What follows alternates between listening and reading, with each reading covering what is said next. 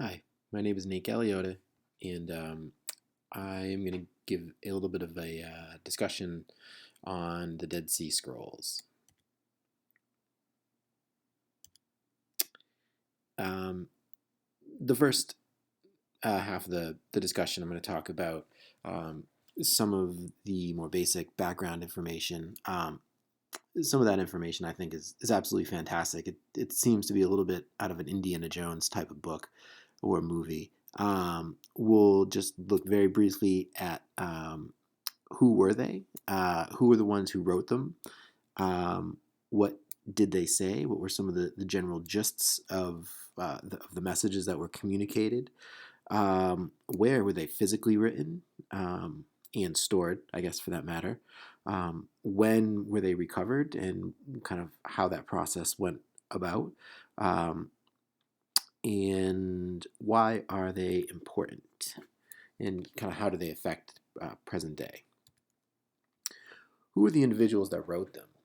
Um, well, that's an interesting question that scholars are still debating to this day. The general consensus is that the Essenes were the individuals who wrote them. The Essenes were folks who were very intelligent, who opted to remove themselves from Jerusalem because they weren't um, entirely in favor of the direction that the politics and lifestyle of the city was going.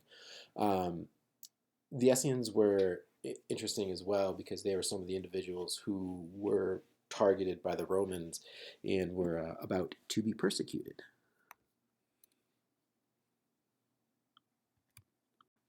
So, as we are exploring the scrolls in this week's class, we're taking a deeper look as to the exact writings, the rules, the guidelines that were in there.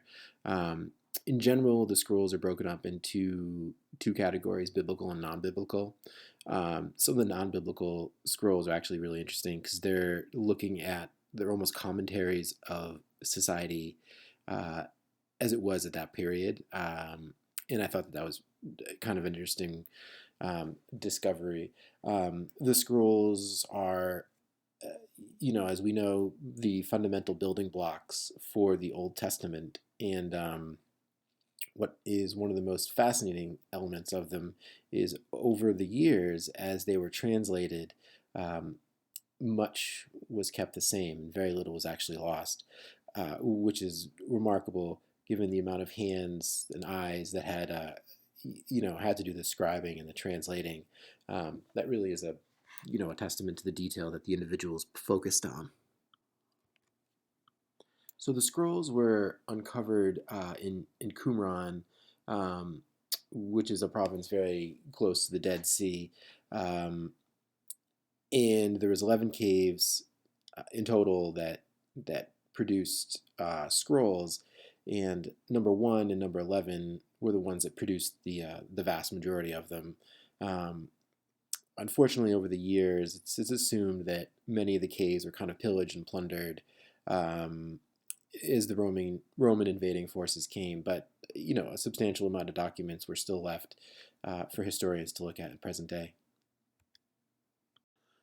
So the scrolls were excavated very carefully, um, and one of the more interesting details about the whole process is when they were first uncovered, their authenticity was hard to determine. So in the Wall Street Journal, there's an archived advertisement for one of the scrolls being sold. So uh, if you were a savvy collector in the period, you would be able to get your hands on one of the oldest written documents of the Bible for pretty cheap, which is interesting. And the majority of the scrolls now are digitally archived, so folks can have access to them. And recently, Google scanned all of the documents and are available for individuals to view, which is pretty fascinating.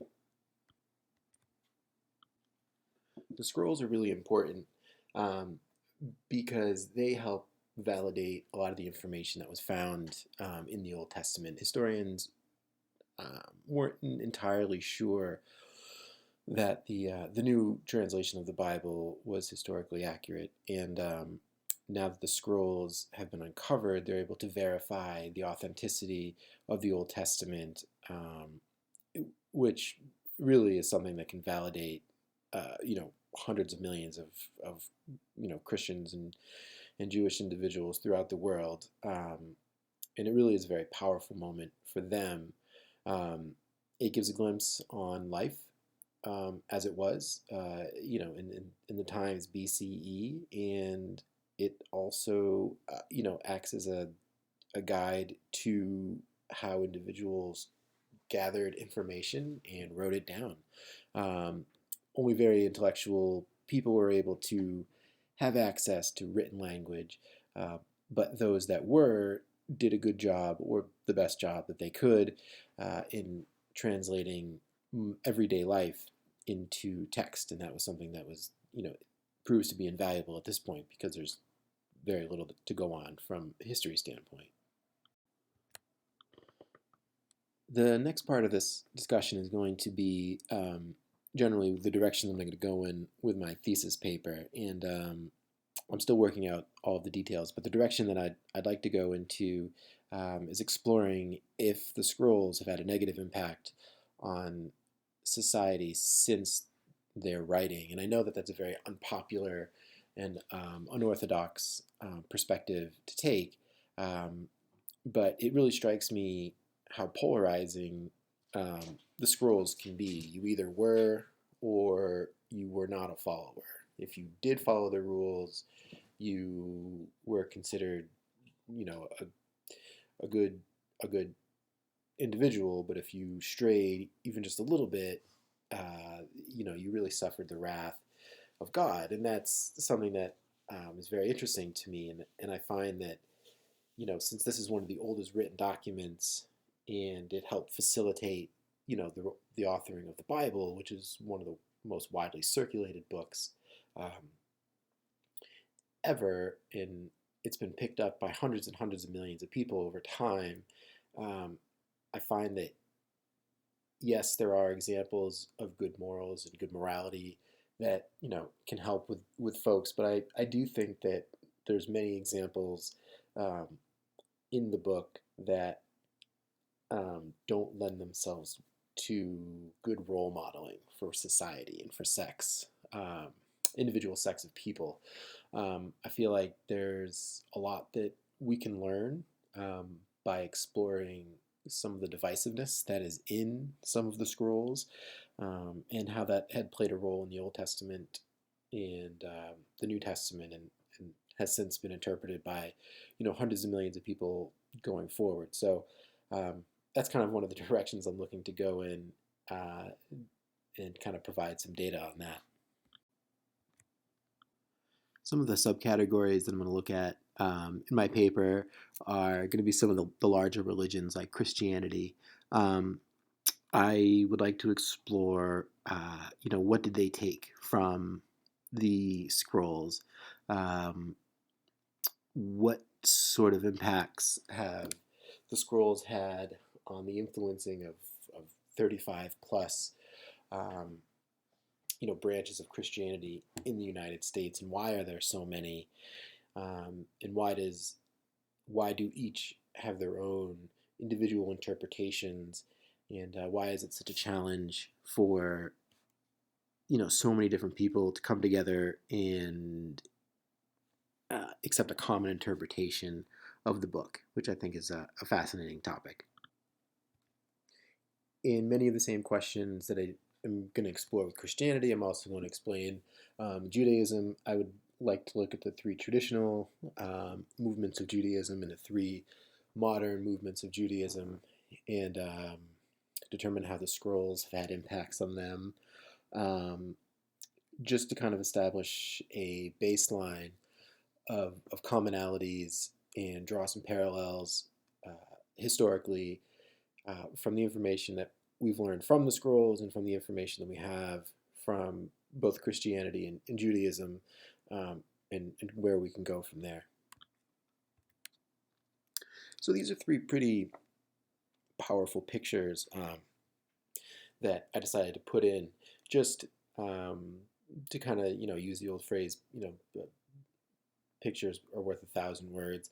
One of the pictures is of the Crusades, and the Crusades were uh, a military movement instilled by the Pope to overthrow, um, the Islamic army that was in Jerusalem, and a lot of people died, and a lot of sacrifice happened. And I think this is historically, one of the most common examples of how religious wars can just wreak havoc on so many people. And I'd like to try to draw parallels from, obviously the scrolls and how they influenced the writings in the Bible, and how the writings of the Bible influenced their crusades. One of the other pictures that I have up there um, is is Hitler, and kind of his whole movement and his isolation of individuals who weren't ideal and who weren't perfect, and kind of his religious beliefs, and to explore the commonalities between uh, you know purity, perfection, um, following the way in order to fit into the Nazi movement, and how there's parallels between that language and that's in the scrolls. And the other picture I put up was kind of the quintessential 9/11 World Trade Center picture. That's the beginning of another religious holy war that we still haven't finished yet, and that's still going on, and how that has an impact um, on us, and how there are parallels between that and the scrolls. Um, and they're not going to be they're not, most likely they're not just going to be direct links and direct correlations. It's going to be a chain of events that started with the scrolls and ended with the Crusades. It started with the scrolls and ended with, the Third Reich. It started with the scrolls and ended with the World Trade Center bombings. So it'll be interesting, and I'm kind of looking forward to it. I think it's going to be a interesting paper, one that I'm looking forward to writing and looking forward to sharing. I certainly welcome any feedback, any constructive criticism, any direction, any tips. I'm a special education teacher for kindergarten and preschool kids, so all of this is certainly well out of my wheelhouse. Um, so those who are well versed in all of this material, I certainly welcome any constructive criticism or feedback, because I am looking to better myself and kind of step out of my comfort zone. So thank you very much for listening, and I look forward to reading everybody's information. Thanks.